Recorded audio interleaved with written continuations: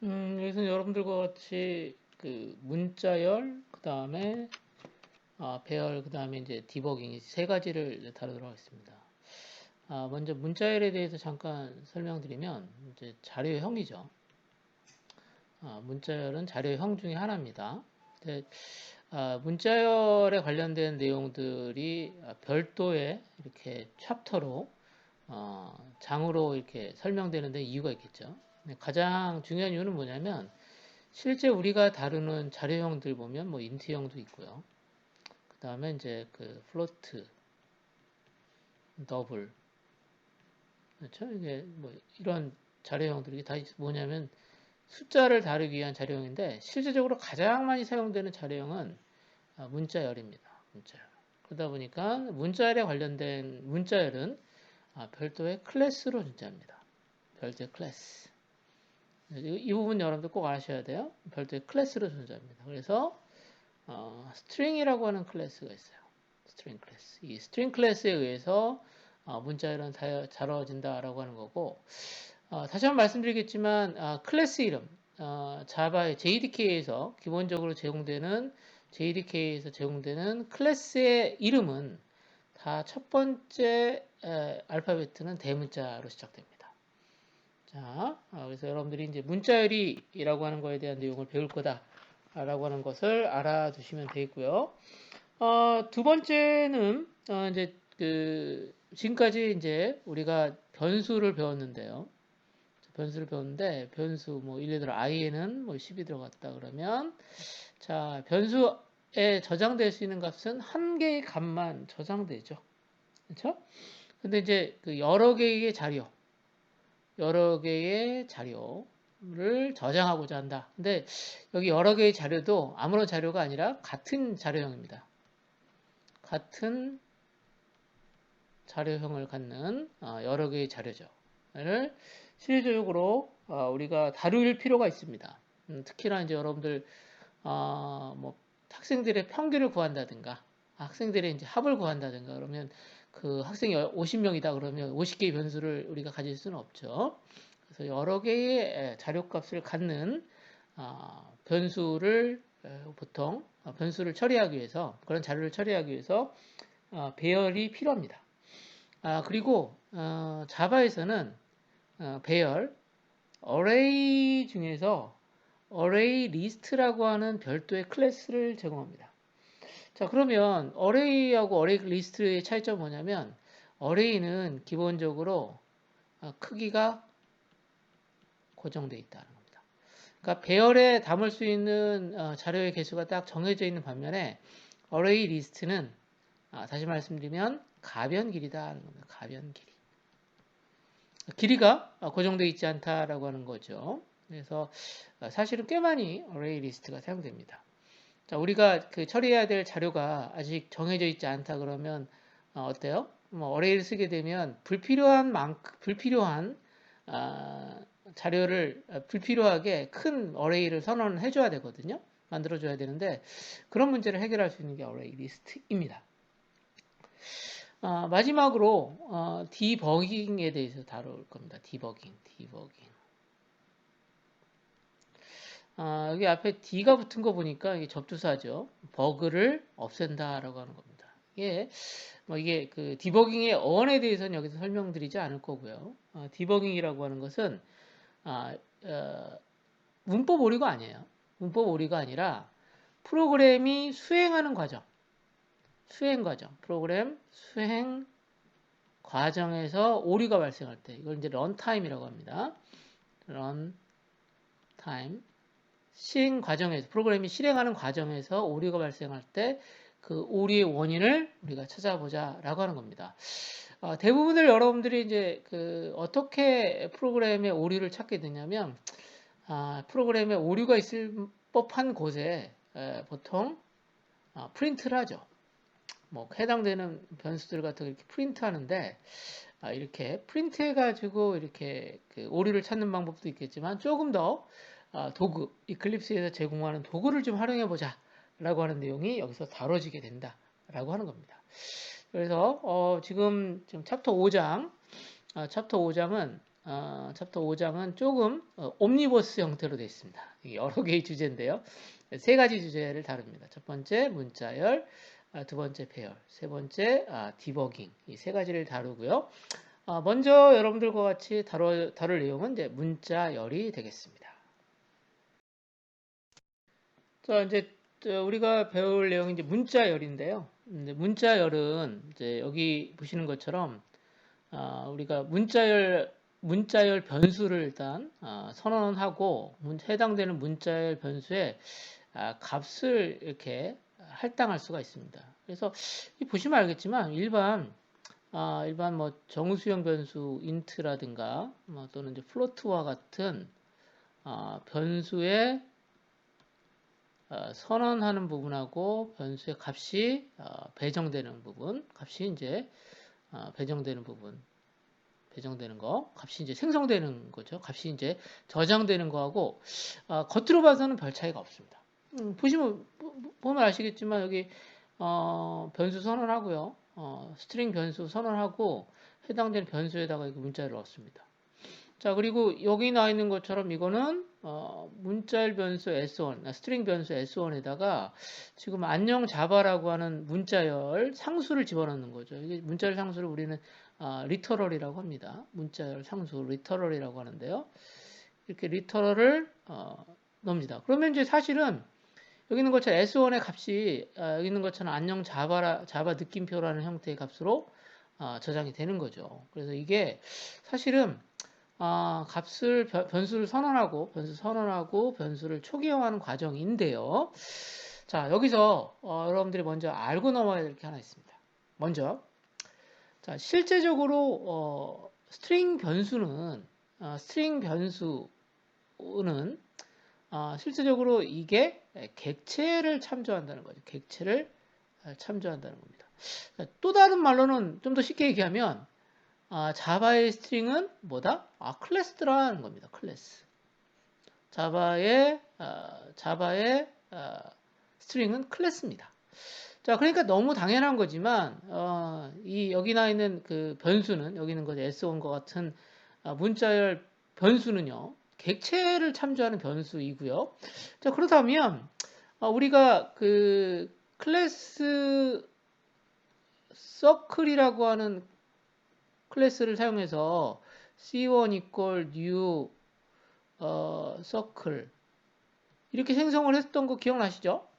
그래서 C1이라고 하는 객체가 C1이라고 하는 서클 객체가 하나 만들어지면 해당되는 그 서클 객체를 이렇게 C1이 참조하게 되는데 이걸 이제 객체 참조 변수라고 하거든요. 객체 참조 변수라고 하는데 사실 내부적으로는 자 스트링 역시 뭐다? 객체이기 때문에 스트링 역시 클래스이기 때문에 내부적으로는 여기 있는 것처럼 new string이라는 생성자를 호출한다는 겁니다. 자, 그러면 왜 생성자를 쓰지 왜 생성자를 쓰지 않느냐라고 하는 의문이 들 것 같은데요. 자, 그 이유는 뭐냐면 워낙 문자열은 자주 사용되는 자료형이다 보니까 어때요? 이게 그 자바를 설계하는 그 분들이 자바에서의 그 문자열은 생성자 없이 생성자를 이렇게 지정하지 않아도 실제적으로 사용할 수 있도록 만들어 놓은 거예요. 그러나 중요한 것은 문자열을 다루는 스트링은 일단 클래스다라고 하는 거고 내부적으로 여기 있는 것처럼 S1은 나와 있죠. S1은 여기 있는 것처럼 new 한 다음에 스트링 한 다음에 더블 코트의 안녕 자바 느낌표 얘가 호출되는 거예요. 내부적으로. 그래서 실질적으로 생성자가 호출된다라고 하는 겁니다. 자, 그러면 여기 재밌는 게 하나 나와 있는데요. S2 equal 안녕 자바 느낌표. 자, 그러면 S2는 지금 뭐예요? 같은 리터럴을 가지고 있죠. 그러면 자바에서는 같은 리터럴을 참조하는 리터럴 값을 갖는 자, 스트링 객체는 재밌게도 만들지 않습니다. 그러니까 결국은 뭐냐면 S1과 S2는 어떤 구조냐면 같은 문자열을 이렇게 다루게 된다는 거예요. 같은 문자를 공유한다라고 하는 겁니다. 무슨 얘기야? S1과 S2는 동일한 스트링 객체를 가리킨다는 겁니다. 그래서 여기서는 이제 사실은 그 자바는 포인터라고 하는 자료형이 없습니다. 없는데 불구하고 내부적으로는 이와 같이 객체가 해당되는 자료값을 접근할 때 마치 C에서 다루는 C 언어에서 다루는 포인터와 같은 형태의 구조로 실제적으로 자료가 다뤄진다라고 하는 것도 한번 생각해 보시면 좋겠습니다. 같이 한번 프로그램을 한번 살펴볼 예정인데요. 여기 보시면 이제 클래스 이름은 string demo라는 클래스이고요. 여기 있는 것처럼 지금 하나, 둘, 셋, 네 개의 스트링 객체가 만들어집니다. 4개의 스트링 변수가 만들어지는데요. 여기 있는 것처럼 S1과 S2, S3, S4입니다. 이제 재밌는 건 뭐냐면 S1, S2와 달리 S3하고 S4는 여기 있는 것처럼 어떻죠? new 한 다음에 스트링에서 자, 지금 이게 생성자를 사용하고 있는 거예요. 명시적으로 생성자를 사용해서 지금 S3하고 S4가 만들어진다라고 하는 겁니다. 자, 그러면 여러분들과 같이 실제 이 차이에 대해서 한번 같이 볼 건데요. 먼저 S1하고 S2가 자, 이게 비교 연산자죠. 같은가라고 하는 걸 물어보는 거예요. 문자열 두 개의 내용을 비교하기 위해서 사실은 이거에 사용되는 게 아니고 이거 내용 비교가 아닙니다. 이건 내용 비교가 아니라 동일한 객체인가를 검사하기 위해서 이게 사용되는 거예요. 자, 다시 한번 말씀드리면 S1하고 S2 한 다음에 이 꼴이 나오면 이 두 개가 나오면 얘는 같은 내용을 비교하는 게 아니라 같은 자료를 실제적으로 갖고 있는가, 참조하고 있는가라고 하는 부분이죠. 자, 그러면 자, 요거 여러분들이 실행해 보시면 첫 번째 실행하게 되면 S1과 S2는 같은 값을 어떻게 하냐면 실제적으로 참조하게 됩니다. 자, 그러면 이게 무슨 내용이냐면 여기 있는 것처럼 처음에 S1이라는 객체가 여기 있는 것처럼 문자열 객체가 하나 만들어지면 이때 S1은 이렇게 하이 한 다음에 컴마 자바 느낌표 이렇게 S1은 얘를 이렇게 그 객체니까 객체를 참조하겠다는 거예요. 참조라고 하는 말을 여러분들이 정확하게 이해를 하셔야 되는데 S1은 S2를 이렇게 접근한다라고 생각하시면 되겠습니다. 자, 근데 자바에서는 S2가 지금 하이, 자바 느낌표를 하는데 그 전에 미리 만들어진 이렇게 문자열 상수, 문자열 리터럴이 있는가를 확인해서 얘가 있다라고 하면 굳이 S2를 새로 만들지 않고 S2는 S1이 지금 포인트하고는 가리키고 있는 것을 S2도 사용할 수 있도록 이렇게 연결을 해놓는 구조로 만들어집니다. 그러니까 무슨 얘기냐면 S1과 S2는 같은 뭐예요? 문자열 값을 공유한다라고 하는 거예요. 그러면 이 값은 동일한 객체다라고 하는 거죠. S1과 S2는 동일한 객체를 참조하기 때문에 이 값은 true가 된다라고 하는 겁니다. 이 부분 여러분들이 조심하셔야 돼요. 자, 그 다음에 S1과 S3를 잠깐 봤는데 잘 보세요. 그러면 S1, S3도 하이 자바인데 여기 중요한 부분이 뭐냐면 이렇게 문자열에 실제적으로 객체를 만들기 위해서 new를 썼잖아요. 그럼 new를 사용하는 순간 새로운 문자열 객체가 이렇게 만들어지는 거예요. 어떤 값을 갖는? 하이 자바. 내용은 같아요. 내용은 같으나 S3는 이 앞에 있는 S1과 S2가 가리키는 얘를 사용하는 게 아니라 얘를 사용한다는 거죠. 자, 그러면 S1과 S3는 같은 자료, 같은 문자열 값을 참조하지 않죠. 공유하지 않죠. 그러면 얘는 false가 됩니다. 자, 그래서 여기 그 equal이라고 하는 게 같다라고 하는 게 두 개에 있는 그것을 같다라고 하는 거죠. 같다라고 하는 것은 같은 문자열을 공유한다, 참조한다라고 하는 의미를 갖는다라고 하는 것을 여러분들이 알아두셔야 돼요. 자, 이렇게 해서 얘는 거짓이 됩니다. 자, 그러면 여기 있는 것처럼 S3하고 S4 역시 false가 되는데 그 이유는 뭐냐면 S4 역시 생성자를 통해서 이렇게 만들어졌기 때문에 사실은 같은 리터럴을 내용으로 가지고 있지만, 내용으로 같은 문자를 가지고 있지만 다른 객체라는 겁니다. 자, 객체가 다르다고 하는 것은 사실은 다른 메모리를 접근한다라고 생각하셔도 돼요. 사실은. 그러니까 왜냐하면 자료들은 메인 메모리 상에 이렇게 위치하게 되는데 해당되는 자료가 있는 위치가 다르다고 생각하시면 되는 거죠.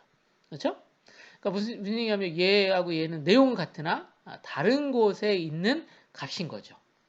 그러니까 얘들은 뭐야? 다른 애예요. 다른 애. 그렇죠? 자, 그것을 참조하는 거. 무슨 얘기냐면 여러분들 한 클래스에 같은 이름을 가지고 있는 학생이 2명 있어요. 박현주가 2명 있다 그러면 자, 이름은 같아도 어때요? 다른 사람이죠. 그걸 설명하는 겁니다. 그런데 여기서 이 부분에 집중해 주세요. 자, 이 부분에 집중해 주세요. 자, S1 equal S3를 하게 되면 자, S1 equal S3 하게 되면 자, S1 equal S3 하게 되면 S1이 가리키고 있는 이 포인터가 자, S1이 가리키고 있는 이 포인터가 S3를 가리키게 됩니다. 자, 이 포인터가 없어져요. 그러면 S1과 S3는 어떻게 되겠습니까? 공유를 하겠죠. 그렇죠? 그러면 S1과 S3는 어떻게 되냐면 같은 문자열을 공유하는 구조가 된다 라고 하는 겁니다. 그러니까 무슨 얘기냐면 S3가